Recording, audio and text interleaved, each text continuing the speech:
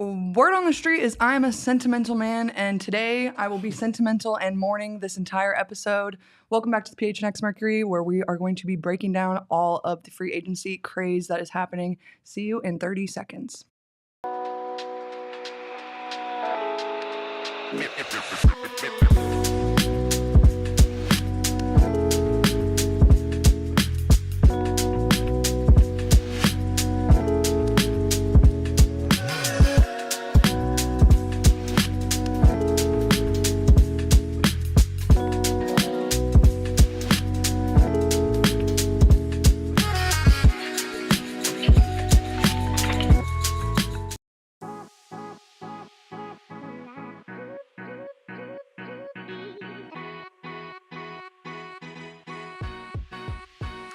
Welcome back to Studio K, live with the PHNX Mercury podcast. I am your host, Erika Lee Day, joined by my PG1, QB1, whatever you want to call him, Stephen Brittney Griner. Stephen, how you doing today? Just hoping that we don't get more news that drops while we're recording.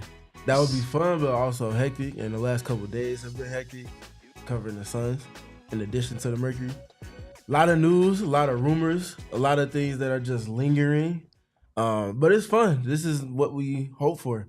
Keep the news generating, get the clicks up, have a lot of content to speak on and create. It's a great time to be a basketball fan and a great time to just generally consume all of the news that's taking place at rapid succession right now.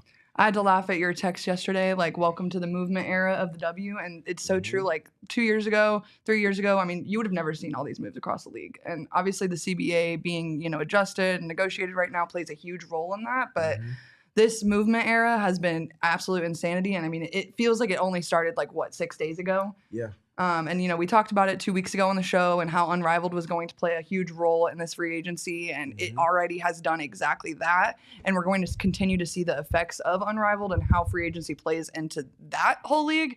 Last time we talked to you guys 2 weeks ago, we talked about the Phantom and how there were two Phoenix Mercuries on that team. Neither of them are Phoenix Mercury anymore. I would imagine that locker room has to be at least a little bit awkward for the last couple of days. And so, I don't think it has played out exactly the way Stephen and I had envisioned it, but just as chaotic as we had foreseen it. The chaotic part we nailed, but the details within it couldn't be further from wrong. I mean, literally the last time we were here, we were showing you guys a video of Tosh Cloud trying to sell the Phoenix Mercury to free agents. And now we are here to talk to you about a Natasha Cloud trade. So to say it's been a chaotic 2 weeks is quite literally an understatement at this point. So without further ado, I guess, like I said, we haven't been live in a little while. It feels a little bit wrong to not give our X's and O's guys himself, Shane Diefenbach, a huge shout out. And then, of course, all of you guys in the live chat below, you guys tapping in with us every single week that we are live. Really appreciate. I know you guys have been asking a ton of questions over on our Twitter account about these free agent moves. And so I hope that we can answer all of your questions today. If we don't get to something, please leave a comment down below and hopefully we can get to that before the end of the episode. But without further ado, Stephen, I feel like we should get into it. You should. All right. Where you want to start? We got a lot of options. You want to rock, paper, scissors for this? Because I feel like there's so many places we could go. I feel like let's just start with BG. We start with the league-wide news. Okay. You know what? We start with the league-wide news. Go in order of events. So I guess that was Sunday that the news broke from Alexa and Shams that Jewel Lloyd and Kelsey Plum were involved in a trade, sending Jewel Lloyd to the Aces and Kelsey Plum to the Sparks. I was actually dying laughing. I was watching Around the Horn the other day, and all of them, they were playing Seller Bust or whatever their little game is called. And all of them were so excited about the KP trade. And I'm like, do you guys not know who Jewel freaking Lloyd is? And that they are going to have two of the league's leading scorers on the Aces? They're the embarrassment of riches that we talked about profusely last season just skyrocketed with Jewel Lloyd entering the mix in Vegas. I mean, they are going to be... They've been contenders for the last 5 seasons, and now this almost puts them into another realm of super team with Jewel. Not even almost, for me, it definitely does. I'm curious if Asia's response to the superstar tabbing that people have given them the last couple of years, if that shifts now that Jewel is there. I would hope that someone asks that question on Media Day to Asia because it would be funny to kind of hear her recount the chronicling of those conversations and her refuting the super team dubbing. Like, there's no way to dunk it at this point. There's literally no way. You have J.O., you have Asia, you have Chelsea, you have Jewel Lloyd. Like, and then on top of it, you're coached by Becky Hammon herself. Like, they might be general managerless right now, but they got Becky freaking Hammon. So, like, exactly, they just got that thing that everybody else doesn't have. It's different. It's going to be a problem for everybody to solve. Some of the things that you could get away with Kelsey Plum, it's not going to cut it when Jewel Lloyd is in that spot. Now, obviously, there's push and pull there, but I think they're better set for playoff basketball than they were with Kelsey. I think there's just little things like who's guarding who with the Aces, where you could put a bigger wing on Kelsey and not going to stop her, but you can just make her work a little bit harder. Jewel can just brush that off with one bump and be more than comfortable. And you have to double team Jewel in certain contexts where you never have to double Kelsey. Like, there's little things like that where it's making Asia's job even the slightest bit easier, in my opinion, on offense. And if you allow for her to focus in even more on defense, she's already been arguably the best defender. She's arguably the best offensive player. She is the best player in the W. That's a problem. Like, I don't think there's enough conversation about it. I honestly. Actually would argue that, we're gonna get to talking about Alyssa Thomas here shortly and her triple-double records and da-da-da-da-da. But I would argue that this move gives Asia the chance to push past Alyssa Thomas in that triple-double category and get her assist numbers way, way up with the Aces. It's possible. It's definitely possible. I think they can better mitigate how her usage is in terms of how often she has the ball in her hands, because you have someone else that can create in addition to Chelsea Gray. And in the event that Chelsea Gray does have more injury issues, being able to lean more into Jewel Lloyd, the point guard, or Jewel Lloyd, the trigger, the table setter for the offense, rather than having to put it all on Asia's table, it just helps. And I think Asia is the biggest beneficiary from the Aces, from the presence of Jewel Lloyd. But also Jackie Young. Like, Jackie Young played a lot of point guard when Chelsea Gray was hurt to start the season last year, pretty much almost up until the All-Star break, quite literally. Her not having to do that, but having those reps in her back pocket to lean into more and obviously play more off the ball in addition to all of that, and her three-point shooting that everybody spoke to last season, that's a problem. Like, it's not going to be fun to play the Aces, no different than it was the last handful of seasons at this point. Yeah, I mean, and just to get back to the Sparks a little bit, I'm of the opinion that this does definitely help the Sparks, but I do, with the coaching change that took place in LA, I will be really interested to see if we get a Utah squared situation. I've watched a lot of Utah women's basketball over the years, and to say that Lynn Roberts likes to let her guards dribble out the basketball is an understatement, and that's kind of a lot of what we've seen from Kelsey Plum when she's had to have the ball in her hands for a lot of the time with the Aces. So I'll be interested if she can get Kelsey's efficiency to where it needs to be for them to be successful. I think with their young players, like they're going to have a lot of good going for them. But I will be really, really interested to see how their coaching change plays out with Kelsey coming into the mix. I think Kelsey going to the Sparks is going to be fun. I don't know the level of winning is going to come with, because, and that's not even like a disrespectful like slight or anything. Right. It's just their foundation is two rookies. They've got prohibitors in place, I think. For sure. The facilities is a huge part of it, but I think Kelsey, like, I don't think that the facilities was Kelsey's selling point, and I think getting out of Vegas and her personal life was the selling point, and so I'm excited that Kelsey gets a fresh start and gets to really like show and prove herself and be the leading scorer on a team that needs it, I think the fresh start and chip on the shoulder because of the fresh start for Kelsey and Jewel is something that they're both going to lean into. So both of the teams that they're going to are going to benefit heavily from it. But speaking to the Sparks, they have some things to figure out. Like, I put that nicely. Like, yes, they've said they have plans to have a facility established. They're in the biggest market in this side of the world. Like, they have options. They have to make sure they're nailing those things, because I don't think it's just the direction part for me with the Sparks. Like, where are you working towards? Kelsey helps to organize those things, but you still have your two rookies. You still have Erika Hamby. Obviously, Kelsey being reunited with Erika is going to be a lot of fun for on the court stuff, but off the court because they were clearly good friends with one another when they were spending time with the Aces and growing. I'm just curious what the on-court product is going to be for them. That's going to be their biggest driving force with everything they're trying to build towards. And what does it amount to? Because I just don't see them, especially with Atlanta being a team that was fringe playoffs, getting Brittney Griner, which we'll get to later. Right. Where's the outlet for them to win?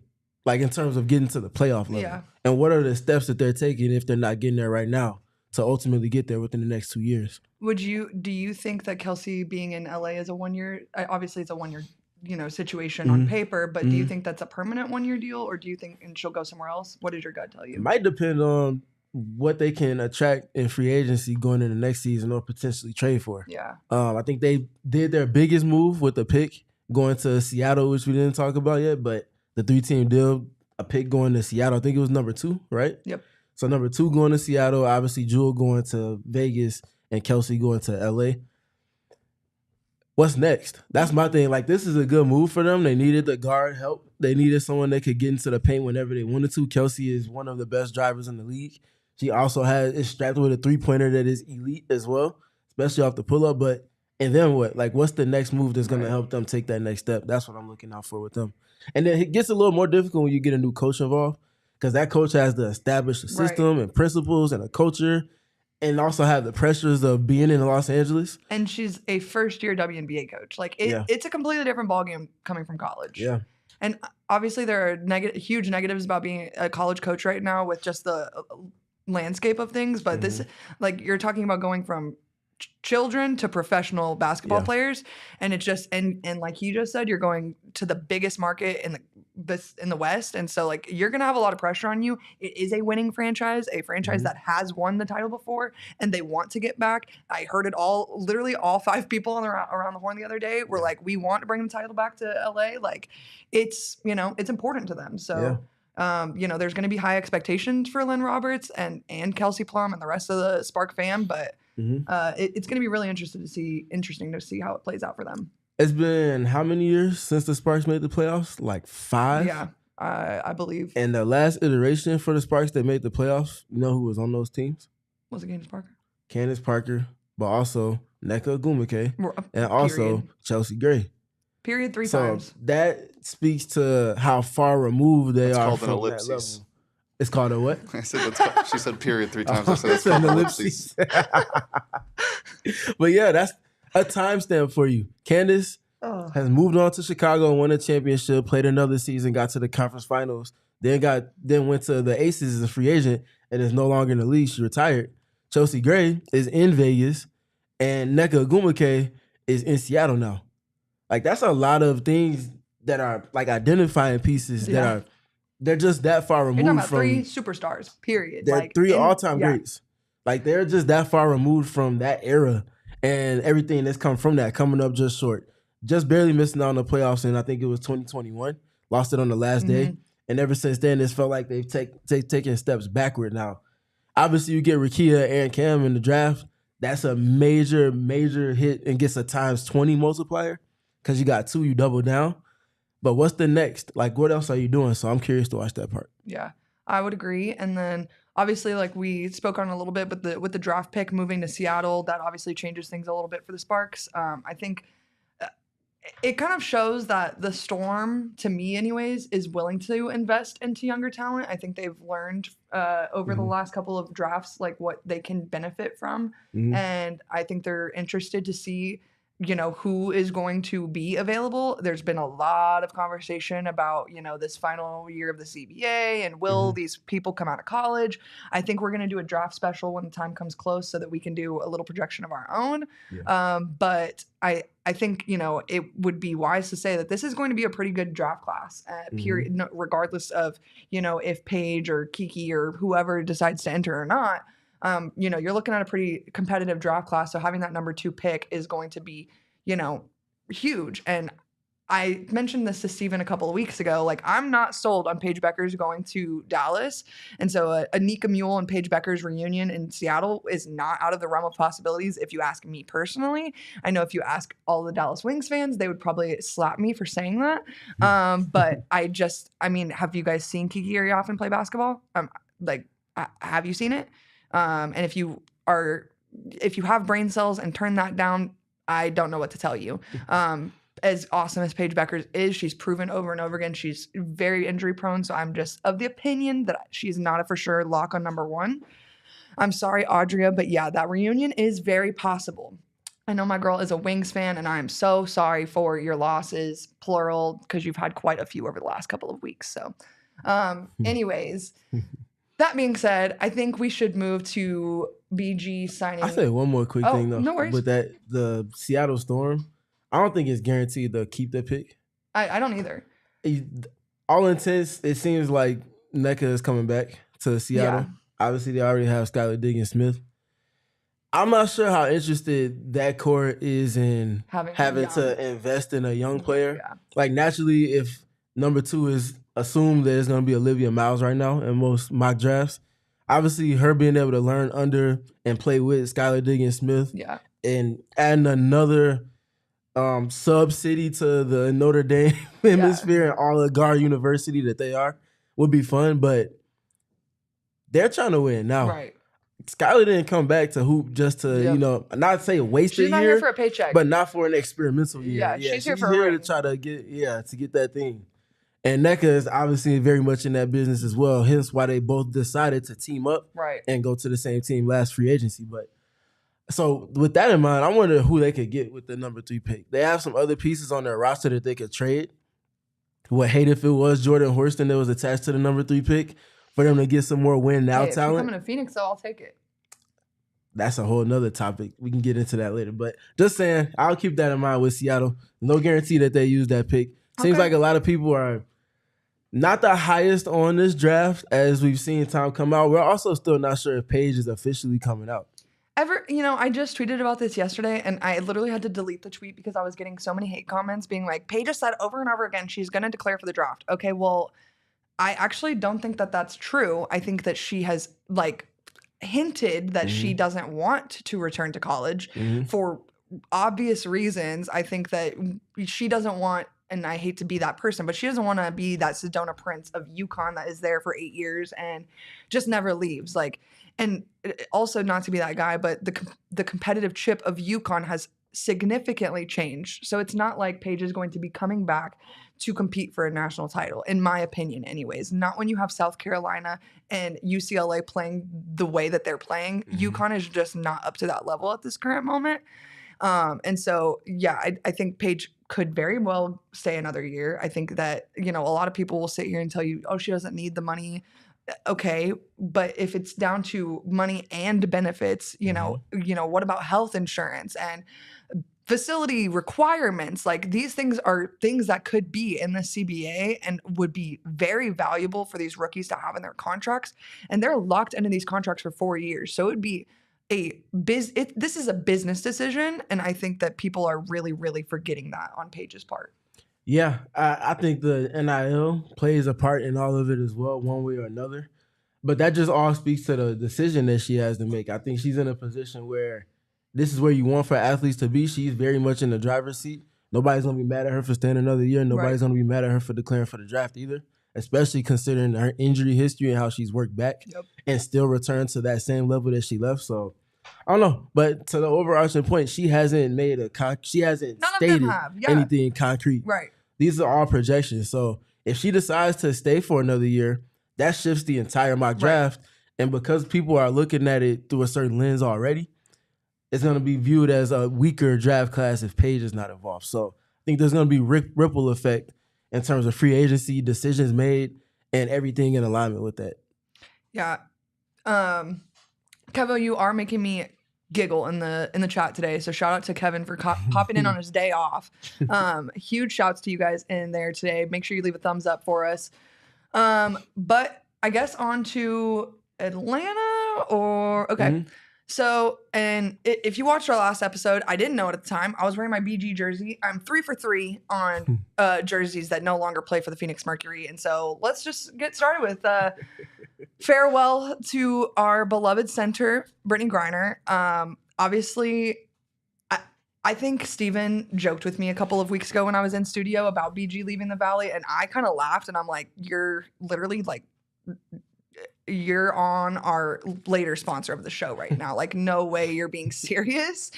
And so I just kind of like laughed and ha-ha'd it off. And then the more I sat and thought about it, and the more it kind of was starting to add up to me. And then suddenly, came Wednesday. you know, BG's unfollowing the Mercury. BG's taking Phoenix out of her Instagram bio. Then boom, BG is an Atlanta dream. And so to say that this, I think, hit the Valley would be an understatement. I think it's been a ripple wave and people have been, voicing their opinions online. But I think this is a move for the Mercury. I don't know that at this point we can say whether it's good or bad because we don't have a full scope of how the Mercury is going to continue to put their roster together. I will say this. The Mercury and the Suns have had similar issues for the last few seasons, and they're same issues. And if you go back in our episodes where we're talking about losses, you will hear us say rebounds, rebounds, rebounds over and over and over again. And I think that it's a issue that the Phoenix basketball has had. And so I think they want to search for an answer to that issue, create more possessions for Kalia to have opportunity, for now Alyssa Thomas and whoever else inevitably is to have just more possessions. And I think that that's the goal for the Mercury right now. And they're moving to a different brand of basketball than I think of what we saw last year. And I don't think any of us were necessarily expecting this, but I think BG is excited for the new start. I think we're excited for a fresh start here in the Valley. And I think that this lends itself to a conversation about Diana and whether or not she's returning. And once we have the third part of this whole transaction conversation, I think, my opinion on Diana will come forward and we'll see if we both agree. I think the first thing y'all mentioned, change is tough sometimes. Sometimes it's necessary though. It gets real tough when you have winning that is transpired and you've gotten used to two key pieces being involved with everything. There's still ambiguity with one of those two, obviously the biggest of the two. Not in a literal sense, but in terms of the all-time status and being synonymous with women's basketball and Phoenix basketball with Diana Taurasi. But BG, it's tough. That's tough. Such a big personality, a big presence on the court, a dominant dictative force, a skilled one at that. Like, BG was amazing. And not just on the court. She was amazing with the media, amazing in the locker room, needless to say. It's tough, especially considering everything. If you look at the chronicles of her career so far, everything that transpired over the last couple of seasons especially, she's had a journey and then some. Right. She's very much grown as a human being. So to see her not be here anymore is tough, but I feel like she is very much at peace with her decision. That's what matters most to me in these scenarios. I don't think they left on bad terms either. I think they very much saw that this is an opportunity for change and it doesn't have to be a bad thing. And I think we talked about it privately, but like this was a really great timing opportunity for BG because of the CBA renegotiations. Yeah. When you have that opportunity to go explore and like this, think of it this season as honestly a free season for a lot of these players. Like they are getting an opportunity to literally go to wherever they want, have a trial run, and then if it goes bad, they can literally go somewhere else. Like it's quite literally that simple for most of these players after this season. And we've talked about the 1-year contracts like over and over and over again. So I think, it's, a huge opportunity for BG to find a home that she's comfortable in, her family's comfortable in. And like I said, just a fresh start. And when you have become synonymous with Diana Taurasi and there's such this frenzy about her retirement, whether it's happening or not, I think when you're BG, you're just ready to kind of flip the page and get started on your own career privately outside of all of this in Phoenix. And I can't say I blame her for that. No, can't blame anybody for, in any form, betting on themselves. And I think she's very much doing that at this point in her career. And I think it's a good fit for her in Atlanta. I think that them needing a presence in the paint to protect the rim and generally operate inside of their offense with the perimeter pieces they have around her, it's a hand in glove fit, especially since they decided to go away from Cheyenne Parker-Tyus for reasons that didn't feel like it was basketball related last season. And to kind of see the benefits that they got from Tina Charles as well last season, I think BG can, obviously not with the spacing that Tina provided, but I think in just her interior presence on both ends of the floor, help with everything. And I think Ryan Howard is going to have a lot of fun with BG. I think that Jordan Canada is going to have even more fun than anybody with BG in pick and roll, offensively and defensively. And then Big Al, if she can just pressure the ball recklessly because she knows that Brittney Griner is behind her and nobody's going to just drive directly into her, that's a problem. Like, I think Big Al might have a career season going into 2025, honestly.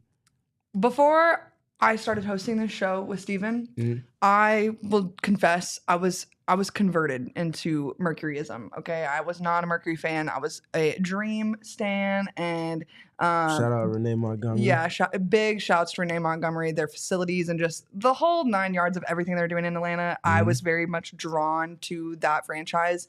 I think they are a franchise that, while hasn't always done it in like the way I think is the most correct, they've done it the right way by their athletes, and I think that's super important. And so I'm super excited that BG is going to be in Atlanta. I think this turns Atlanta into a playoff team automatically.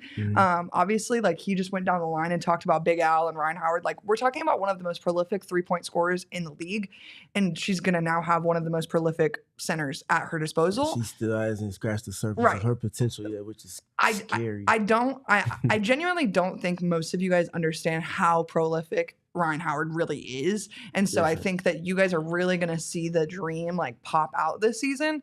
And I do want to say this on BG. Like, I think that BG is going to get quite the homecoming to Phoenix. The first time that the dream come to Phoenix in this season, it's going to be a emotional homecoming for her.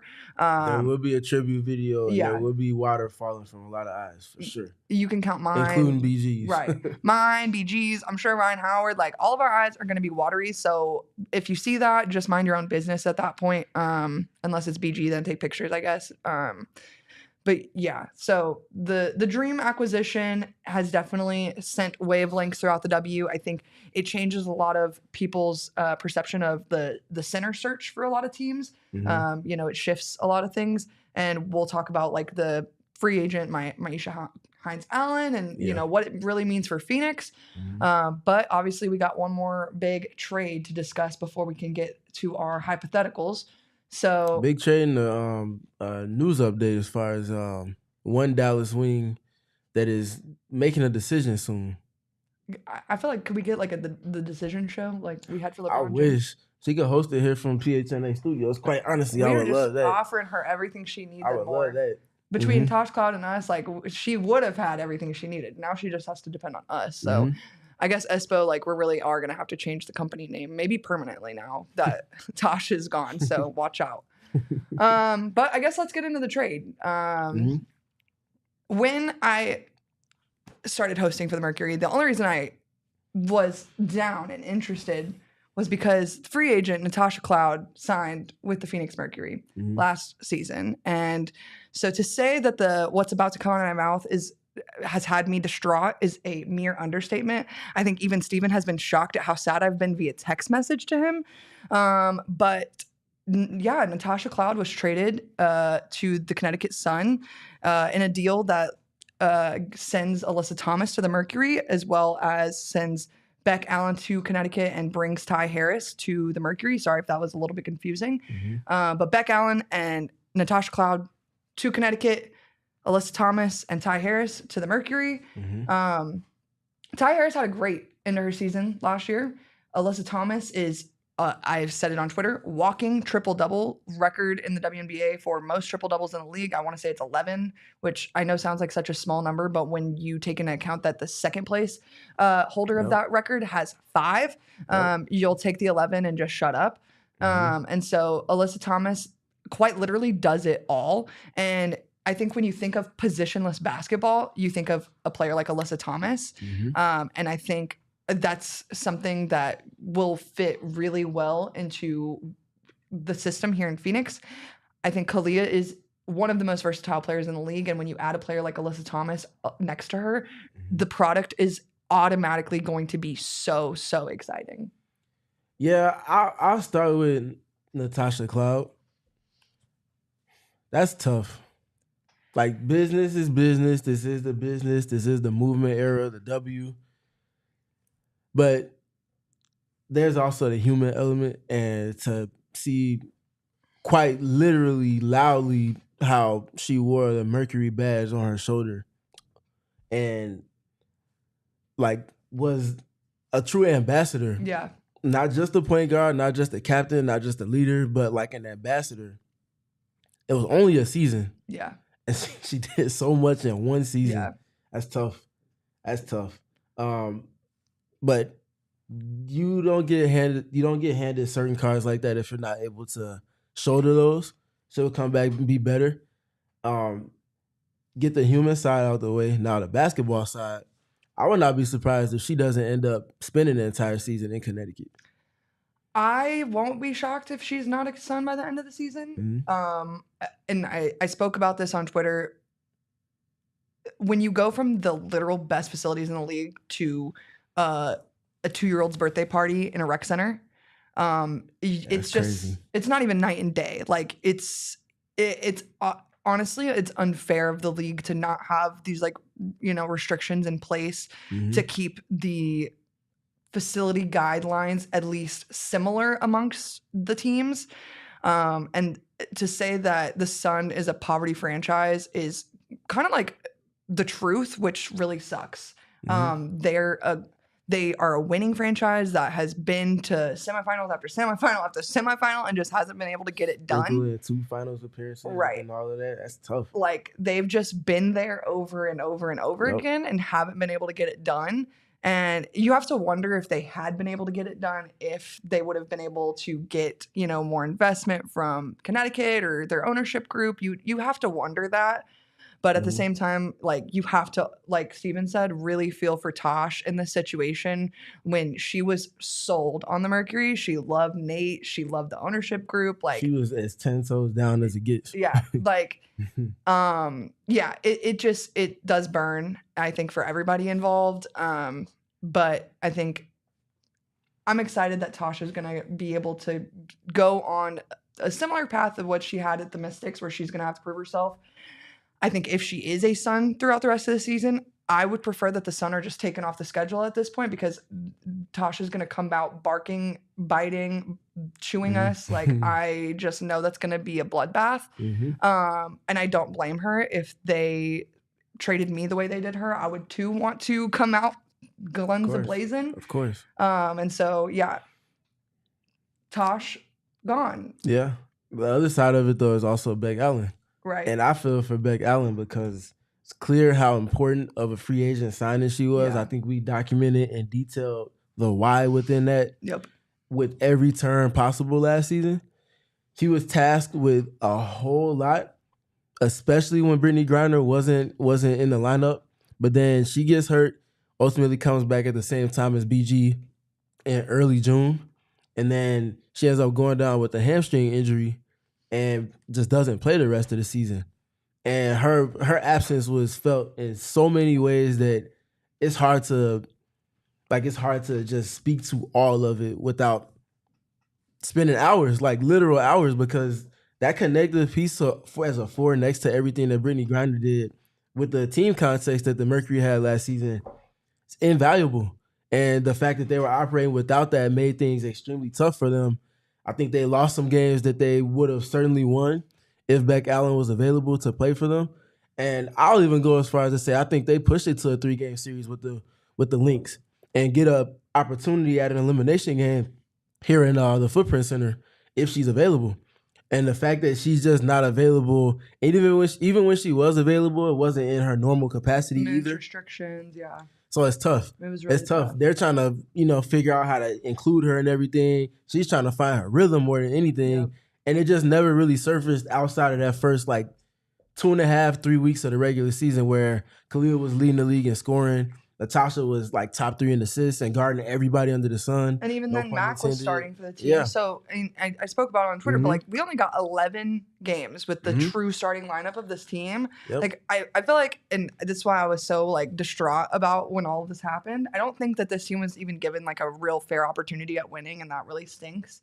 Obviously, like Steven said, the business is the business, and that is what it is. And he also is kind of implying the Mercury want to win. And if anyone knows Matt Ishbia, dude wants to win a title. ASAP, no Rocky. Literally. All this money. Yeah. Go out and trade for Khalil Copper. Go out and trade for Kevin Durant. Shortly after becoming the owner of both franchises. If winning wasn't apparently his motive, I would hope that the moves that he's made in action show that. I don't know what else he could do at this point. The man's traded for KD. The man's traded for Bradley Beal. The man's traded for Khalil Copper and Alyssa Thomas. And then built a facility in within 8 months. 2.5 years. Yeah. And then pushed forward literally the practice facilities a year and some change in advance of the date that the construction company said it would be ready by. I don't know what more you can do to show people that you are about these words that you're saying. Yeah. Money talks and you know what walks. He's very much operating on the former part of that than the latter 1,000%. So yes, winning is the only objective with these franchises right now. Yeah. Oh man, that's tough. But yeah, so you really hate to see the two go. It does suck, and to say that I was sad and distraught just like the rest of you guys is, like I said, an understatement. But that being said, that brings us to the point of Alyssa Thomas and Ty Harris, who, I'm going to start with Ty, actually. Ty had a career season with the Connecticut Sun last year. I know Steven's got the stats pulled up, and so I'm going to let him yap through that real quick. But, Ty was a really important part to what the Connecticut Sun were doing, especially in the playoffs last season. And I can't imagine her role will change any differently here. And then also a huge human part of it is her and Kiki Herbert Harrigan did play in college together and are really, really, really, really good friends. And I think that we'll see Kiki step into her role on the team, hopefully a little bit better. She's had another year playing overseas under her belt, and she's played extremely well overseas at also 40 minutes of exceptional basketball in every game.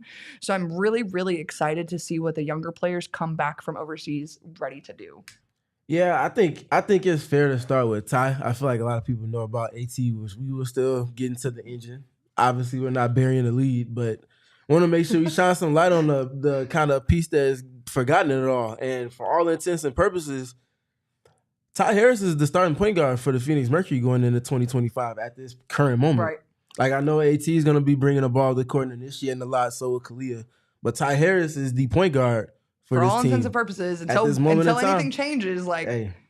And I think there's credence to that because she's going to play the style of basketball that you're going to need from guards around Khalil Copper and Alyssa Thomas. Both of those two are at their best operating in the paint and then outward from there. You have to have spacing around that. We heard about spacing a whole lot last season. We talked to Nate about spacing on this very podcast multiple times as well. Ty is going to be a breath of fresh air because of how well she spaces the floor, but also how willingly she plays off the ball and how effectively she can do so. And to that point, last season with the Connecticut Sun, she shot almost 40% from three on 4 attempts, north of 4 attempts a game. That's a huge boost for the Mercury. The Mercury didn't have a true guard that was shooting that well last season outside of just Diana Taurasi. So if Diana comes back, another piece that is that type of prolific three-point shooter on volume with a coach that's going to implore for her to let that thing fly, I think he'll be saying that phrase a little bit more than he did last season because of that. Yeah, I mean, I see the futures comment. I hope Ty Harris wants to shoot the ball in Phoenix. Steph White just couldn't. Listen, if there's one coach that can get players to shoot the freaking basketball, it's Nate Tibbetts. Yeah. I know a lot of people have been throwing dirt on my coach's name. No longer will I be allowing that, especially if he gets Ty Harris to come down here and shoot that thing. Mm-hmm. I will be throwing parties in the street for Nate Tibbetts, okay? Y'all will get tired of the girl dad tweets. Once again, I do not care. So, yeah, I think Ty Harris will indeed want to shoot the ball in Phoenix. she will want to shoot the ball, and she's going to be implored to do so because of the advantages they'll be able to create. Alyssa Thomas, the best driver of the basketball, arguably in the W. If it's not her, who else is it going to be? And what so the defense is going to have to commit to them to take away their opportunities to drive. That's going to leave people like Ty Harris wide open. And there's going to be a price to pay. And that price being the much valued 3-ball is going to be coming at a wide open expense for a defense that they're conceding to Ty. Ty's going to be chilling. Ty might have a career season from deep next season, and I would not be surprised if the volume is as high as it's ever been. The makes in terms of how many she's making on game and on total in the season is a career high. And her percentage might be a career high too because of the quality that's going to be coming from those looks. I also think that Ty is an underrated defender as well. Not the biggest guard, but competes. Quick. Is smart, understands how to be, where to be, and when to be where she's supposed to be at. I think it's going to be really good to have Ty Harris at the point guard for this team context for those specific reasons. And I think, obviously, we still got to get to Alyssa Thomas, but I think a lot of what we're talking about rides on who the starting center is for the Phoenix Mercury. Mm-hmm. And so that is still a huge piece of this puzzle here. And we're going to name some names that are available, but like Steven said, like the Mercury's ability to drive to the rim next season is going to be second to none, in my opinion anyways. It was close to that last season, especially with how Natasha Cloud was playing offensively last season. But if you throw Alyssa Thomas and Clea Copper on the same team, they're gonna right? Like and every player that they're looking to add in terms of targeting is going to be able to space the floor in some capacity to give them the optimal room to do what they do best and operate from the paint out. That's going to be a problem. That's going to be a problem. Well, and obviously we've yapped about it, but the acquisition of Alyssa Thomas, in my opinion, changes everything about this Phoenix Mercury team. Mm-hmm. I think obviously it lends itself a conversation about DeWanna Bonner returning to the Valley. Mm-hmm. I'm not going to say 100% yes for certain. I think DeWanna is returning, but in my opinion, I am not breaking news, nor do I have any inside sources on this information. I think there's like an 89% chance that DeWanna joins Alyssa in Phoenix. I think it would be a no-duh situation. They have children together. They want to be in a nice place, and what nicer place than the one with the $100 million practice facility in your backyard? It's something that neither one of those two have enjoyed ever in their all-time great level careers, and all of the winning. If I can detach from AT for just one moment and speak to Connecticut generally, and even Chicago with Candace Parker. The competitive disadvantage that you're at when you're in a rec center and you're sharing time with an older, let's just say, pickleball league, and you have to get off the court, you can't get extra work in, and you're competing in the finals. Yep. You have a finals game that you're at shoot-around at in the morning at the practice facility or in between days, and you have to timeshare with, no offense to anybody's grandma, but you have to timeshare with someone's grandma because it's not your own facility.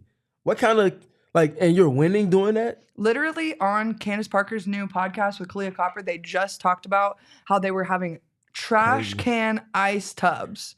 Crazy. In the finals, they won they won the WNBA championship and had to use trash cans to ice their bodies after the finals.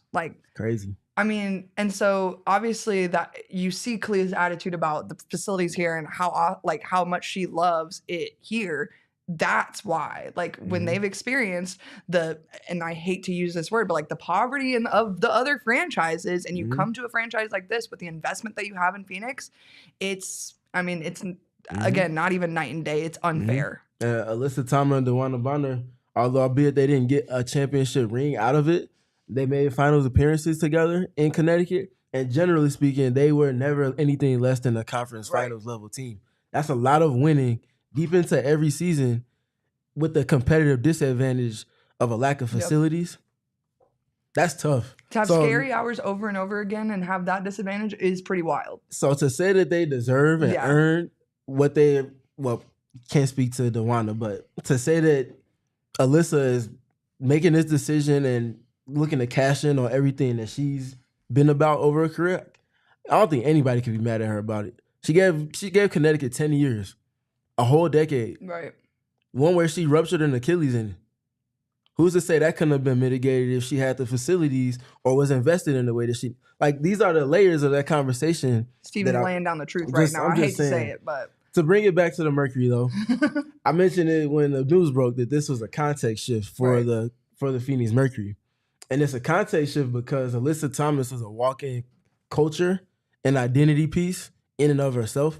You bring her to your team, you're automatically going to be having a blue-collar physicality to your approach, even if you are or might potentially be an offensive-minded team. You might still be that offensive-minded team, but you're going to be an offensive-minded team that's far, far more than willing to hit somebody in a positive way. Teams are going to feel you. And that's not something that outside of Brittney Griner, the Mercury had last season. That's why they had the struggles that they did against Minnesota and against other teams over the course of the regular season, even when BG was in the lineup. It makes things tough. But Alyssa Thomas, I'm assuming, is going to come in a company with other pieces as well. It's going to be a piece that helps to shift things for this team. Rebounding was not a strength for this Mercury team last season. It sure was not. And I'm not saying that she's going to solve it all because Brittney Griner is an elite level rebounder herself, but I think that her activity that comes with all of these things that she's bringing is going to help a ton. To talk about the playmaking, she's a piece that, although Natasha Cloud was, I think, top 3 in assists last season, Alyssa Thomas was number 2. Right. To only Caitlin Clark. Yep. So you still get someone that can be an engine literally for your offense and drive things for you. No pun intended with that. But the biggest thing for me coming on the defensive end, like I know she unlocks a lot, and I'll talk about it in written form, probably over film over the next couple of weeks. But defensively, Alyssa Thomas, after Asia Wilson, I think Asia is the best defender in the league right now.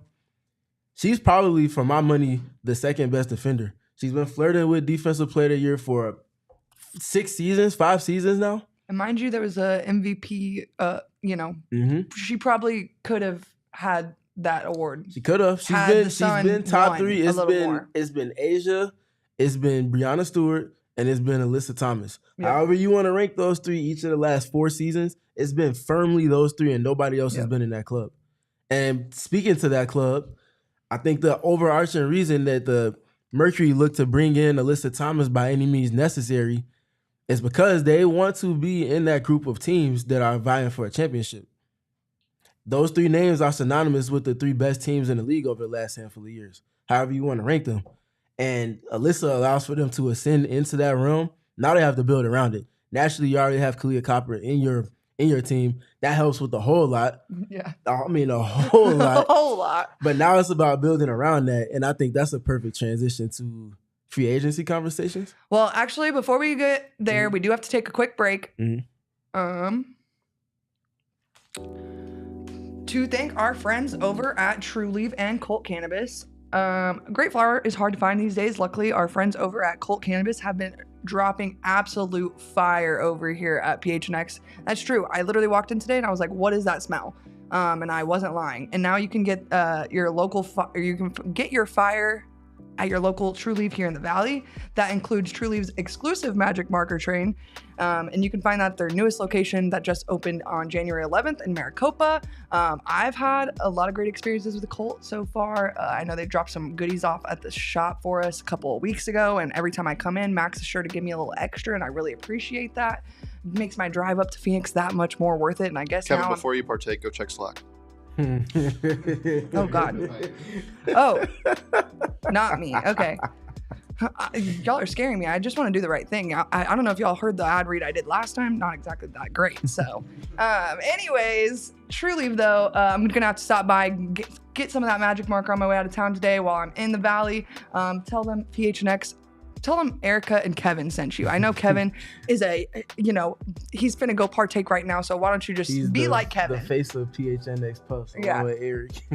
I'm kind of mad that I don't live in Phoenix and I can't be on the show with them. I know I was on the inaugural episode, but it was via Zoom. Like, I think I need to be in person. So I'll be Pull up on them. Steven, I pull up on you now every other week. What makes you think I'm not going to pull up on that? Might as well. Well, and then when you're done over at True Leaf and Colt Cannabis, you can hit up our good friends over at Circle K to get all of your favorite munchie snacks, get some gas, Polar Pop, whatever you might need after you're done partaking in the friendly, smasher that you just got at the True Leaf. But you can download the free Inner Circle app, join, become a member, and get up to 25 cents off a gallon on your first 5 fill-ups, and then 3 cents per gallon every day after that, and then plenty of other member exclusive deals. You can see all these nice fine snacks right behind us. You can get some, Slim Jims of your own, peanuts, chips, whatever you need. Go onto the Circle K, go get it. Kevin and I were texting last night, and he's like, I just had to go get some munchies from the Circle K. I'm like, this is the most Kevin text message I've ever received. So why don't you tell Circle K and Trulieve that Kevin and PHNX sent you?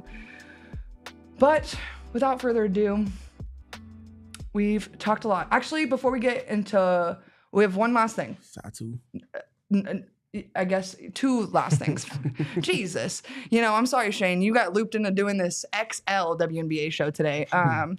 But Satou. Mm-hmm. To say that we have been preaching at the choir about Satou Sabally for, 6-7 months now, is literally an understatement. She is one of the most valuable, and she's not a true free agent, right? She's a restricted free agent with the Dallas Wings, so they'll have to sign and trade her to a place of her choosing. But I think Satou's value to the Valley would be massive. She's like you just said, she's a huge spacer.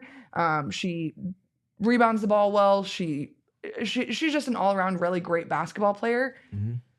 There is a decision to be made with Satou. She is down to, it sounds like, New York and Phoenix. I think there's a little bit of complication in the New York level of the decision, being that her sister and one of her favorite teammates ever plays for the team in Sabrina Ionescu and Diana Taurasi. So I think that there is a really, really high chance she goes to New York, in my opinion. But I think, as Steven and I have just yelled about for the last 20 minutes, the facilities itself in Phoenix and just the overall investment of what they've given to the Mercury is a huge selling point for this team. And so to think that the Mercury have no chance at Satou Sabally is just an unwise take. Yeah, I think also, I'm not going to say it was solely to entice, but adding Alyssa Thomas to a team that already had Kalia Copper, if ever you needed another layer of motivation to heavily consider Phoenix, that should very much do it. I'm not sure. Yes, the look with I was about to say Niara. the look with Satou with the Liberty, it is what it's gonna be, and that's dominant. Right. But how dominant is it if it comes with so much change that it shifts their context, which has been a winning formula? Right. That's the question at hand. Versus, hey, we just got Alyssa Thomas. We already had Kalia Copper. I'm speaking as if I'm Nick Urin. And we need you. We have a starting role for you. Here. You can go and compete up against your sister with Breanna Stewart and obviously Jonquel Jones as well. You can go up against Asia Wilson and everybody that they have in Vegas. You can go up against all these teams with Alyssa Thomas and Kalia Copper. You can go to war with those two. You also have money to spend here in Phoenix that could be some of yours and could also be allotted to free agents that help play on the margins the way that the team is going to need if it is that is your big three. I think they need to do as much as they can to get Satou. I think they might be, especially with Nick Urin coming from Golden State Warriors lineage and Nate being space, and pace. I think they can combine, and I think they have a vision that they're pitching to Satou. Agreed. I think they're pitching something similar to what we saw with Cheryl Reeve and Alana Smith last season. I know you played the 4 most of your career, but what if we put you at the 5 next to, obviously, Nafisa Collier? And we saw what that got them. And we saw the opportunity they had against the team that they were very much the underdogs against. They had multiple chances to win that final series. I think that's the pitch to Satou with Phoenix. Have Kalia Copper. We just went and got Alyssa Thomas. We put you next to Alyssa in that front court. Who's to say that we can't do what Minnesota just did last season? The opportunity is there. And then, and I mentioned it earlier, but I think Alyssa coming to Phoenix and then inevitably, in my opinion, DeWanna coming to Phoenix lends itself to Diana returning for a final year. That's my opinion. I could be 100% wrong. Again, I'm not breaking any news on the show today. But I think that DeWanna and Diana strike me as a pair that would love nothing more than one last opportunity at it together. That would be crazy if DeWanna and Diana had the opportunity with... I mean, and with Alyssa in the mix, with Khalid freaking Copper. When the news first dropped, I was thinking, okay, this is a for sure Diana retirement. That's what I thought too. But then the more I sat with it, the more I felt like it was exactly the opposite. And why would I ever have thought that initially at all? And like I said, I could be totally wrong, but I think no news is good news as far as Diana Taurasi goes. I know a lot of people think we're going to get a Allie Quigley 2.0 Irish goodbye situation. I think we're going to get some sort of goodbye. And so I think me personally, I really, really am of the belief that we have a really good opportunity of seeing Diana Taurasi back in a Mercury jersey. And that really, really excites me. That is exciting. I think that whether she comes back or not, the Satou thing is something that they need to make shake in their favor, because if Diana's around or if she's not, this is not just because of Diana. They need youth around. They do. If you're bringing DeWanna Bonner in with Alyssa Thomas, you need youth around. You're talking about a team of old heads.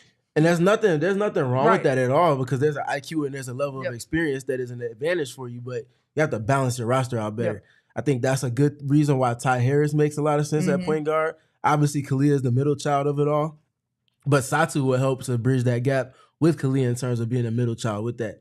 And to that point, I also feel like they need to try to find some younger free agents to go around the margins for this team as well. I'm ready to talk a little bit about free agents. Do you have names in mind, or just players around the league that you would want them to target? I have one that has been on my forefront of my brain for a while now. And ever since that final series, I've thought she was such a get, and I knew she was going to become available. And I think Myisha Hines-Allen, and now it's being rumored that she is choosing between Phoenix amongst a few other teams. I think it would be a huge win for the Mercury to have Myisha here in Phoenix, but I do think that is a without Satou move, not a with Satou move. And I think I would love Myisha in a Mercury context. Doesn't really help with your youth address. I'll agree with that part, but if you're going to be and I mean this in the respectful way, more experienced in the front court, you would rather be there in the front court than in the back court, because playing closer to the basket, especially defensively, versus being out on the perimeter, it's an advantage for you. Well, and a lot of the Mercury's youth that they have on training camp contracts are playing out of their minds overseas. And obviously we're getting crappy into the stick with Mac, and we're not getting to see her play overseas, and that stinks. But like Celeste is playing out of her mind. Amy Atwell, who y'all know how I feel about Amy Atwell, but she is playing out of her freaking mind in Australia.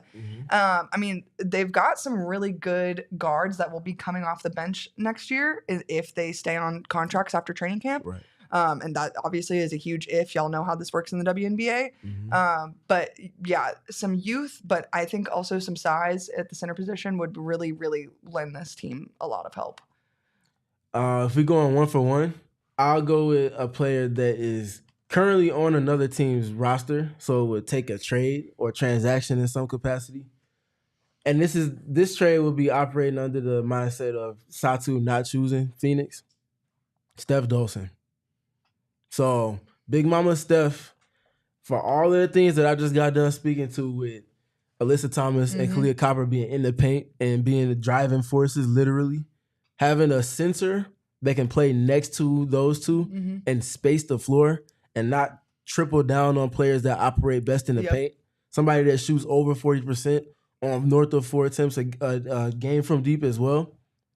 On top of the chip that she plays with, very much a dog. And she's won a title. She won a championship with Kalia Copper. Period. I'm just saying, if you're talking about puzzle pieces, if you could entice the Mystics and all of the ambiguity around their franchise right now, maybe you have to use your 2027 first round pick to do it. I think Big Mama Steph is beyond worth it. If that comes with the Mercury, Mercury, I believe they do. because they didn't use it. They didn't use 26. it. They don't have a 26. Yeah. They didn't have to use a 27 for Alyssa, which is insane. But yeah, very much to their benefit, not having to use it. I feel like that's an asset for them to get a roster and context around Alyssa and Kalia to be even more improved.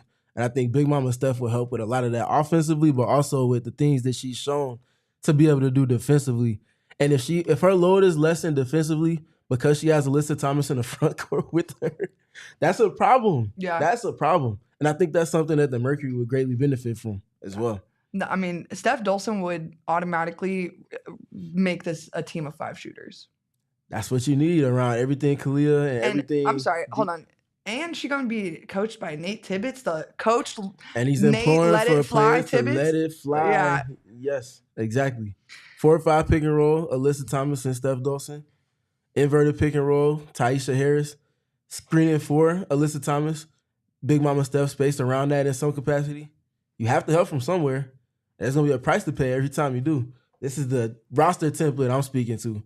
And I think Big Mama Steph is the perfect center for this team, specifically if Satou doesn't choose to come to Phoenix.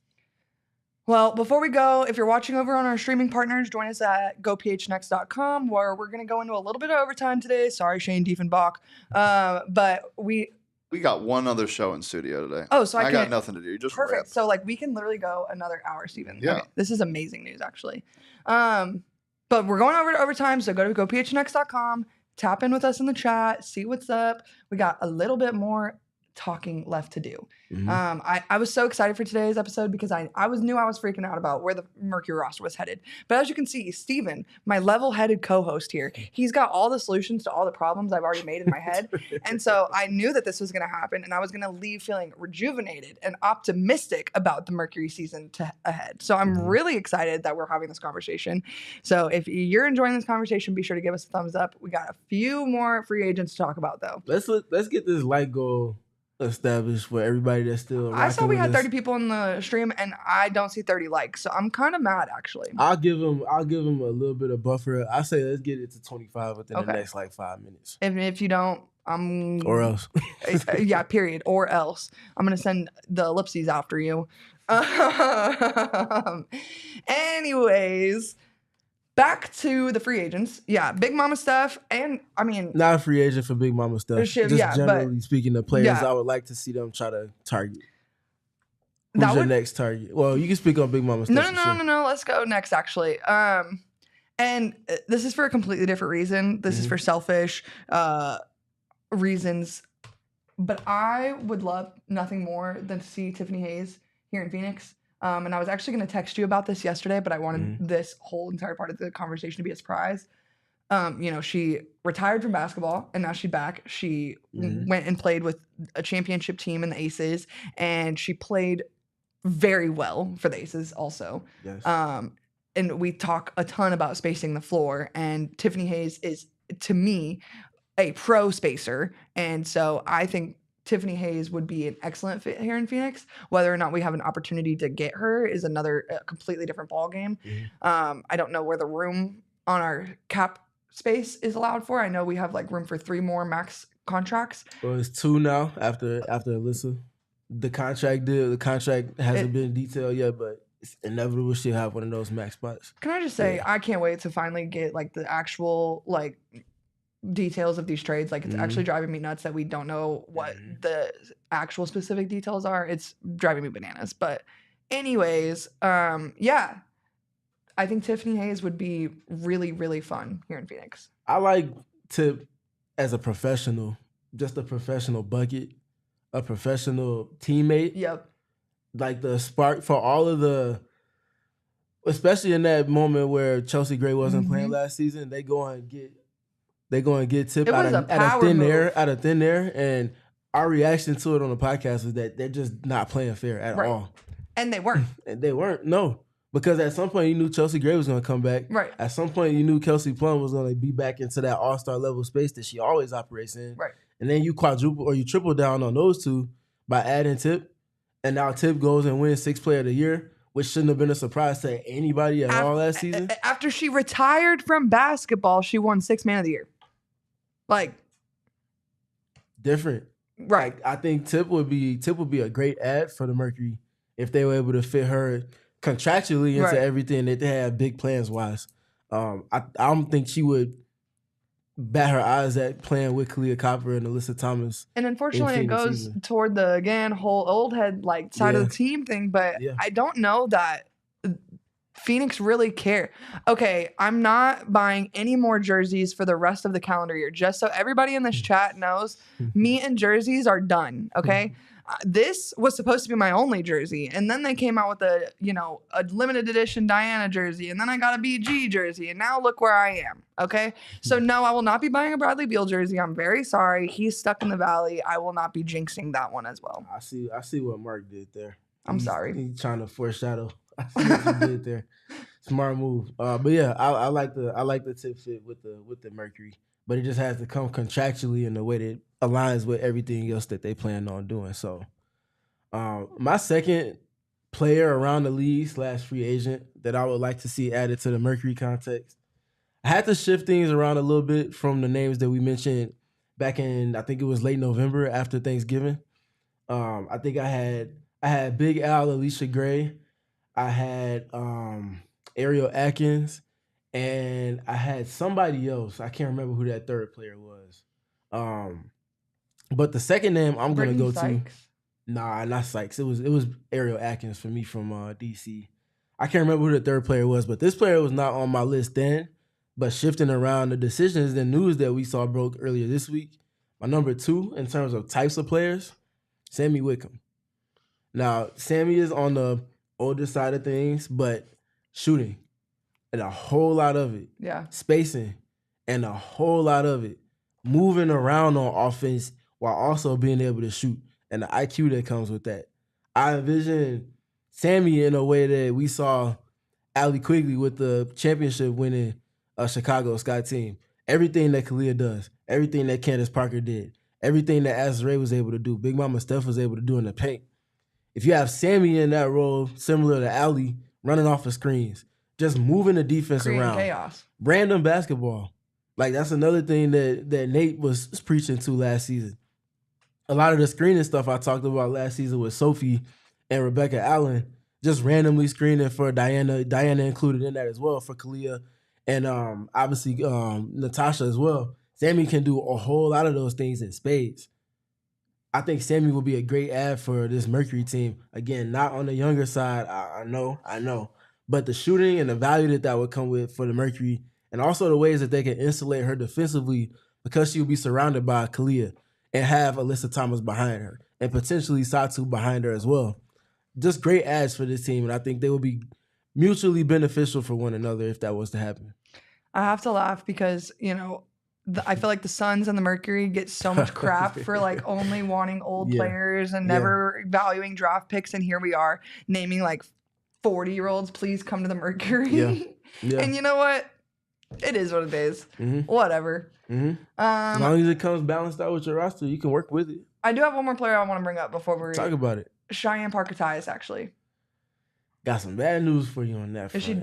Oh, God. I feel like she's been committed to Vegas. Vegas has communicated that they are intrigued by her. Brittney Griner going to Atlanta. We're moving to the East, reinforces that. I think she ends up with Vegas. It just makes entirely too much sense. I'm moving to Atlanta. Nneka's going back to Seattle. Me and BG out. That's crazy. But I would like Cheyenne Parker Tyus in the event that Satou doesn't come. I think Cheyenne is a player that would fit next to Alyssa. She can space the floor. Maybe not necessarily to the three-point line to the extent that a Satou would, or definitely not a Big Mama Steph, but she can space it enough.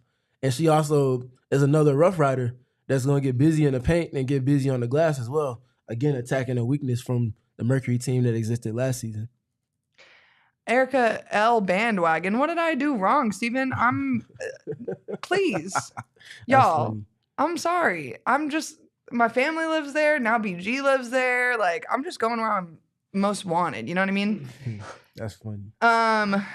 Is there anything else we've missed? I got 2 more names. Oh, I would love to hear them.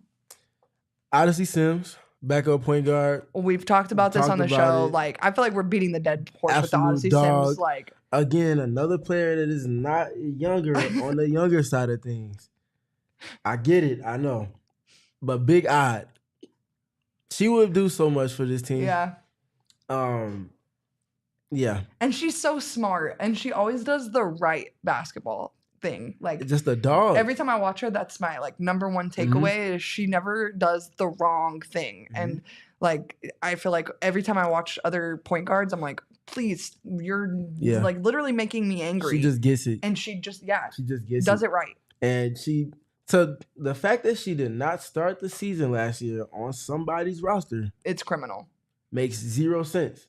And for the Mercury to have had the question marks at backup point guard that they did, ultimately trading their backup point guard last season was the only trade they made. Odyssey Sims just cannot not be on somebody's roster. And I feel like she would fit for the Mercury because in very similar ways to Ty Harris, she's a point guard that does not have to have the ball in her hands to be effective on offense, but also in similar ways to Ty Harris is a very good defender and is going to get after him more than anything. So I think they could benefit greatly from that, especially if Ty Harris or Tip Hayes is not a player that they're able to get as their sixth guard specifically. And the other name I'm bringing up, Emma Mieseman. If you strike out on Satou, I think your best bet is to shift your attention to trying to bring Emma Mieseman in. The IQ that a front court of Emma Mieseman and Alyssa Thomas will have, the defensive versatility. Again, not a younger piece, but a two piece Olympians, that just makes so who cares? Like, sense. Yes. Like the sense, it just makes so much sense. And I think they had interest in Emma last season. I think you're right. I think she naturally decided not to come stateside, understandably so. And with the Olympics, like I can't blame any international athlete that doesn't want to come back over here. Like, what a year they had, you know? Mm-hmm. Yeah. But to have a center that can space it the way that Emma can, the IQ, the style of play that they're looking to play, that would be crazy. Talk about unlocking Kalia off the ball as well as imploring for her on ball with screeners and players that can space.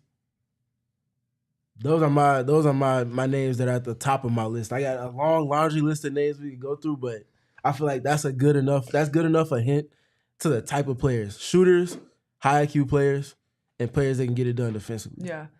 I think, like I said, I was really looking forward to today's episode because I knew Steven was going to bring me back down to Mercury Earth and let me know that everything was going to be okay. And we were going to have a new embarrassment of riches this season and to talk about. And we're going to get a whole new team to get to know. I want to say this. I know Media Day is going to be a blast this season. It is. I'm looking forward to Alyssa and whoever whatever other free agents or trade pieces they might bring in. The intro press conferences are going to be a lot of fun. Steven, it'll be your first time, right? First time in Phoenix, yeah. Yes. Mm-hmm. Oh my God. Okay, so I'm gonna have to come up to Phoenix. We're all gonna be at the intro presser together, throwing a little party with Alyssa Thomas. I just can't imagine it gets much better than that, And then maybe if DB is included in that, again, it's a family affair at that point. I imagine that probably happens sometime in March. Yeah. Before training camp starts in late April. Yep. And after Unrivaled. So kind of have that pocket of your calendar squared away to anticipate more Mercury press conferences and things like that. But yeah, stay tuned. February 1st is right around the corner. Yep. And we've already been getting news that's been leaking. Literally every time I turn my phone the other way, I get a new ESPN notification. Oh, so-and-so was traded. Or Shams this, Shams. And actually two things before we go. First of all, let's talk about the Tennessee possible expansion team. Yeah. The name is everything for me. Tennessee Summit. I'm all for it. If you guys didn't know, I was raised in Tennessee. Tennessee is my home. Oh, that is not my home right now, but it's my home. And to see them get an opportunity like this is super special. To see the Tennessee blue in the colors is super sick. Like it just, I was tearing up when I saw it this morning. I'm so excited for the community. I'm going to be calling Kathy directly, like, please accept the bid right now or else. Like, I'm going to be sending someone after you. Like, I'm not playing no games with you, Kathy Engelbert. Like, figure it out, accept the bid, and let's move. Get this thing started in Tennessee. I cannot express to you enough how excited I am for that community to have that team in Nashville or wherever it ends up being. I would think it's going to be Nashville, but I guess who really knows? But, yeah, it's just a really, really cool thing for the community. And then that 16th team, I think we're hitting that sweet spot of like really nice number of teams, and we could good markets. Yep, really cool markets that have really cool opportunities in them. You know, you've seen women's sports be successful in Nashville already with hockey and other things. So I just think it's really, really exciting for the community. And, you know, they need a new team down southeast, in my opinion. And I think this is probably as close as you're going to get, especially with Unrivaled in Miami. You're probably not going to get a W team in Florida for a little bit, at least in my realm of logic. I think they need to absolutely capitalize on that college powerhouse lineage, that hot spots for basketball. Yeah. They need to capitalize on that. And that was the first thing that came to mind for me. Naturally, in alignment with that, you see that Candace freaking Parker. Right. I'm sorry. I didn't mention that. My sincerest apologies. And also in tandem with Candace, if we're talking about Vol legends and that lineage there, Peyton Manning being involved with that. And I think Grant Hill's wife is involved with the ownership group as well. They got something special. Naturally, the jerseys will be top of the top. Like you will, I'm a Memphis fan. You will never catch me in a UT jersey, never in my life. But you will catch me in a Tennessee Summit jersey. Like that will be the first jersey I purchase after my Mercury mishaps. You know, I will naturally since I've transitioned to the professional space and media, I haven't been a fan of teams. Inevitably, with Candace Parker being a part of the ownership group, it's exception made. You can't just not be a fan of that. Like that's one of the most special starting points, inception points of a franchise in all of WNBA history right there. It's not deriving from an NBA team. It's literally tapping into one of the powerhouses of the history of women's basketball, paying tribute to one of the biggest greats of all-time greats of all of basketball, especially spearheading things on the women's side. That's different. Yeah. They did their big one with that. Home run of an opportunity there with that. I think they have to double down with that and do something in South Carolina shortly thereafter. I would agree. I think yes. If we're talking about the hot pockets of women's basketball in history, let's get it. Connecticut's already been there. Exactly. This is a grand slam with Tennessee. Yep. At some point, they have to also get one in South Carolina. I would agree. Well, I do want to ask for your opinion on something before we go. And I didn't bring it up to you beforehand, but I mentioned actually Shams broke a lot of this news this week. And there's been a lot of WNBA discourse around that. And I kind of wanted to just discuss it for just a second and see if you had any thoughts about it, because I do have some thoughts about it. I think there's a certain angle that you could look at it, that it brings visibility to it. But then there's also a certain visibility that, like, Alexa Philippou is a very hardworking woman, and her name was second on all of those drops. From the parent company that employs both of them. Both of them. And one of them is a women's basketball reporter, and one of them is an NBA reporter. And so I guess I was just looking to see if you had any thoughts on that. I do. I don't like it. I don't either. I think there are people that do the job, do it in earnest, have sources, cover not just the W, but also collegiate basketball high school, you know, like this is not just like 2 or 3 or 4 years of this. This is not new. This is getting a lot closer to a decade than it is just starting. Yep. Even if it wasn't Alexa, you have a laundry list of people that are qualified in the media space to have broken this news. Even the Howard stuff with him breaking the Tosh part of the trade, I could appreciate that because he's an invested into the space. And I think when it comes down to it with Shams, like Shams is not invested in women's basketball at all. He doesn't care. And that's totally fine. In my opinion, I think you can care about whatever sports you want to care about, and that's totally fine. But in that space, I think, you know, Alexa was kind of robbed, in my opinion. Yeah, I feel for her on that. I can't speak for her. I don't, like, we've had conversations, but I don't know her, like, on a personal level. Yeah. Just being in the same spaces during games and things like that. I felt for her on that. Yeah. Because I can't imagine I'm in her shoes and, you know, I'm doing all of these things, making all of these efforts. Calls, texts, helping emails, to move the game forward by informing people of the things going on, have my sources established, all of these things. And someone that is brand new to the company. Yeah, it hasn't even been 6 months since he's been with ESPN. It just swoops in and is breaking news that I can't, especially as someone who went to school and learned all of the intricacies and all of these things about media and how things happen. I can't side with that. I have to feel for Alexa and every other person that diligently covers women's basketball with ESPN. Whether they, it's one thing if you're not a newsbreaker. Like, I'm sure Andrea Carter is overqualified for a lot of things. Right. She probably doesn't want to be a newsbreaker. Right. So naturally, I'm not talking about people like Andrea, but Ramona Shelburne has been consistent in the women's media space. Holly Rowe, obviously has been in the face of things. Like, Holly might not necessarily align with the newsbreaking side, but Ramona definitely does.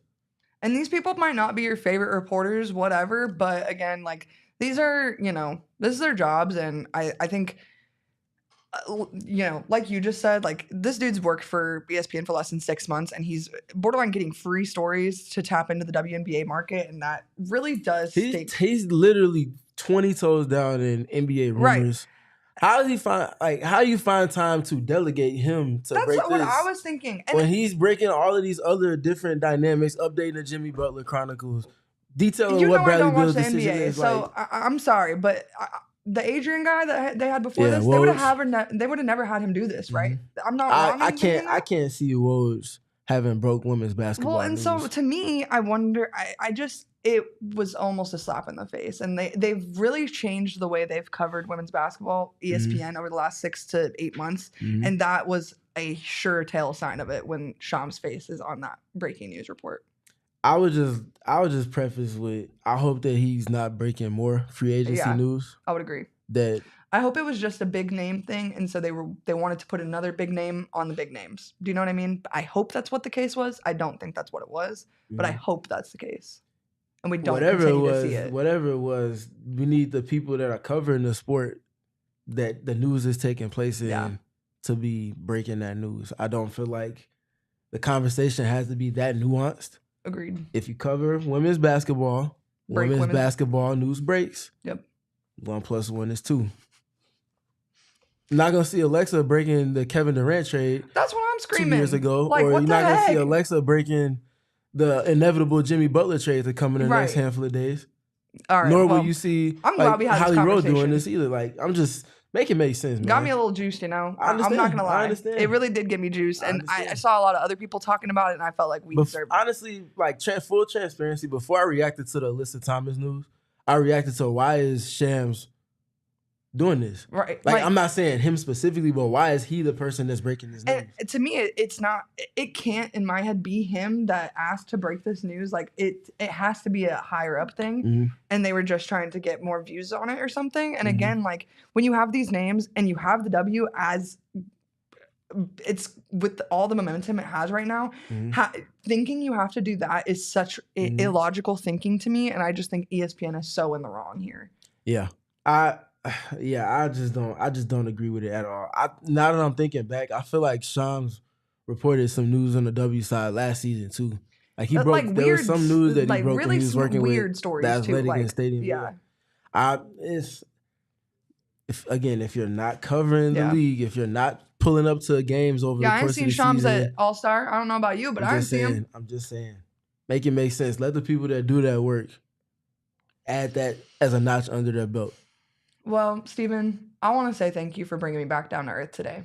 I was really, really sad when this Tosh Cloud news broke. So it was a rough day for me. I feel for Natasha. Bro, it's gonna take a while. She hasn't said anything, and I feel so sad for her. She's very comfortable here, clearly.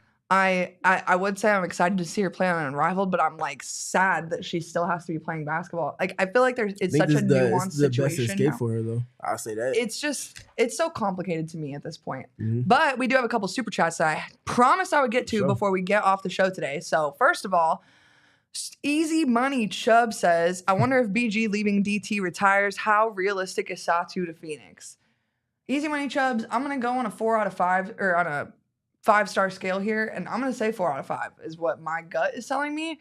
For which part of it? That Satou comes to Phoenix. I think that it makes almost too much sense for her to come here, and she can get a super max contract here, which she's not going to be able to do in New York. So she's going to make more money and have a better overall quality of life down here. Yeah. And so if I'm Satou, I'm choosing Phoenix. Whether or not BG leaving means DT retires, I think is yet to be seen. I think Diana's retirement, I don't think actually was affected by BG leaving or going. I think there's other outside factors that play into it, such as her contract money and what she's going to get for this year and who she's going to play alongside, whether it's BG or other people. And so I think it's just as nuanced as it was a month ago when we were still talking about how fluid the retirement situation was. Yeah, I hear that. I'm still very much unsure about what's going to happen with Diana Taurasi. But I do think there's a lot of credence to Satou even considering Phoenix. I think that, like I mentioned earlier in the show, getting Alyssa Thomas amidst Satou trying to make a decision on who she's considering, it matters. I think that timing is not insignificant at all. And I think just generally speaking, it might be like there's complications to it as far as Satou having to be facilitated via trade versus her outright making that decision because she was court. So what is a trade package going to look like from the Mercury? What do they have to trade outside of that 2027 pick that I mentioned? Like outside of they'd have to trade like the entire bench. Like outside of Sophie, who else do they have of contractual value as far as numbers to appease what Dallas is presumed to want in return, which is young talent plus probably multiple picks. Like it gets tough. Yeah. And for looking at it through that lens, I think it's tough even for New York to make the pitch, because are you going to meet the means and demand of Kurt Miller that's down there? Watch it. It's Kurt Miller down there. Like, this is not somebody that you're going to finesse in any capacity. So I don't know. It's going to be tough. I think there's a chance. I'll probably give it 3.5 out of 5 chance. Okay. Close to 4. Period. I think there's chance there. All you can ask for is that chance. So I agree. Yeah. Roll the dice. See I feel like if she comes and checks out to the facility, it's like goes up to 4.5 out of 5. But if all of this is over Zoom, then it's 3.5 out of 5. You better believe Kalia down there having some conversations. You already know that she's down there like showing videos. Yeah. I mean, her and AT at this point. AT's like, Tosh, can you airdrop some pictures of the facility to me? Like, girl, did you see my reaction when I was down there for All-Star and they unveiled the facility? No, and that's it. Well, and then so they go to All-Star. They have this practice facility. She's practicing with the Olympic team. She sees the locker room. Then she goes back to the 2-year-old's birthday party. Yeah, that's Connecticut, tough. You were cooked from the jump. Tough. Sorry to say. That's tough. And then to answer Michael's super chat, do you think that what the Merc did to Tosh and Beck will deter free agents? I'm going to be very honest and blunt here, and I say no. This is a business, and I think obviously it's crappy, but again, it's a business, and when you're a professional athlete, that's exactly what you sign up for. Tosh didn't have no trade clause in her contract, so they could trade her, and that's exactly what happened, and that's tough. And as you can see by my limited edition jersey, I'm just as hurt as everybody else, but I don't think it will deter free agents in the future now. It won't. Yeah. This is very much an arms race now. Yeah.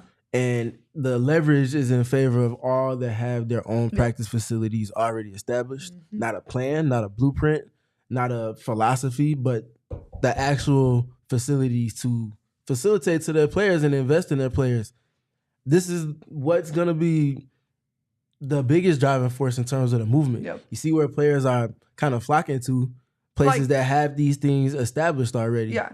You don't hear anyone talking about, I can't wait to see what free agents are going to sign in Dallas. Like, no, that's not real. Like, and unfortunately, say the same thing about Chicago right now. Right. They got in a situation there where Kalia Copper's here in Phoenix versus in Chicago because they didn't have the facilities. They lost Candace Parker after winning a championship, quite literally because of it. They lost Courtney Vandersloot quite literally because of this. Yep. I'm sure Emma Mieseman came over from playing in Belgium and was like, oh, this is it? Like, I love playing with y'all. Like, we had an opportunity to potentially contend for a championship. Yeah. We fell short in Game 5 in 2022 and everything with that. If y'all out, I'm out. Yeah. Like, that's a whole nother Pandora's box that or a rabbit hole that I can dive down as far as the decisions made and why the Sky are in the situations that they're in now. But yeah, you're at a significant competitive disadvantage on the court, and now the players are acknowledging and being able to lean more into their individual powers and decision making within that, and they're using it to their favor as they should. Seattle, Vegas, Phoenix, New York, and then throw up secondary teams like Minnesota, who has their things together as well. Yep. And Indiana, trying to one up everybody with the practice Indiana, facility y'all are that about they to got annoy me. coming. Just so everybody knows, y'all are really about to PMO. Y'all are really about to grind my gears, and I'm about over it. So Indiana, chill with the house. Like, yeah, chill with the nonsense. They got attitude in every tweet they post. They're putting their money where their mouth is, though, and I can't be mad at that. I got a podcast studio in my practice facility. Dude, anyways. All right, well. This is our longest episode ever. Now that I've yapped successfully for way too long, Steven, tell the people where to find you, where they can find all the most up-to-date information on the Suns, Mercury, and whatever else you want to talk about at the time. Yeah, you can find me at StevenPG3 on Twitter, on Blue Sky, and on YouTube. We'll be having film sessions coming with Ty Harris and looking at, obviously, Alyssa Thomas as well, and speaking to how they shift things for the Mercury, and how it's going to be major positives to have not just AT, but also Ty with Nate Tibbetts in his system, benefiting Kalia Copper. We'll also be making sure to document the other transactions that are inevitably going to take place for the Phoenix Mercury as well. You can also track my work on gophnx.com as well. And you can follow us both on the joint account at PHNX_Mercury. And you can follow me over at Erika Lee Day, and that's Lea. And Erika spelled with a K. But until next time, I think we've done really good work today. Yeah. Celebrate free agency. Don't get your hopes too high, but also don't have them low. And just enjoy the entertainment to come and get your popcorn ready, because it's going to be more fun to come. Yeah, I told y'all to have your snacks ready for the episode, but honestly, just have your snacks ready for the next 3 months, okay? The ESPN notifications are probably not going to stop anytime soon, so. What up, Saul? Lock in, y'all. But anyways, thank y'all for joining with us today. Don't forget to like, subscribe, subscribe to PHNX Sports. We hit the like goal, by the way. It said 25. We got the 26. Well, shout out to you guys for helping me sleep at night. I know y'all know that I can't sleep if the video doesn't get liked. So please, if you haven't liked, so I'm looking at you, please like the video. Thank you. And we will see you guys in a couple weeks. We all silly like the mayor.